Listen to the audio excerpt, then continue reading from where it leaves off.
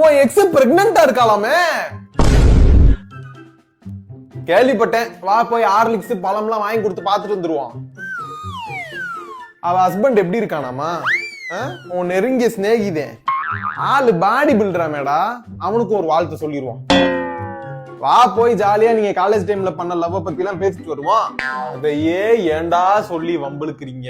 நானே அதுல இருந்து மீண்டு வரணும்னு இருக்கேன். சரிதான், ஒண்ணு எங்கள்கிட்ட வேற பேச கண்டென்ட் இல்ல, இன்னொன்னு போர் அடிக்குது.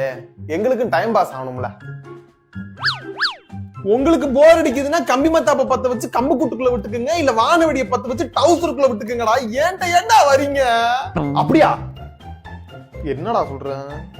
சரி எப்பா, வர வெள்ளிக்கிழமை உன் எக்ஸுக்கு வளகாப்பு ஃபங்க்ஷனா, நல்ல மூங்கில் தொட்டிலா வாங்கி கொடுத்துட்டு அந்த பிள்ளை கன்னத்துல சந்தனத்தை தடவி விட்டு 5 வகை சாதத்தை சாப்பிட்டு விழாவை சிறப்பித்து விட்டு வரோம். என்ன சொல்ற? Hello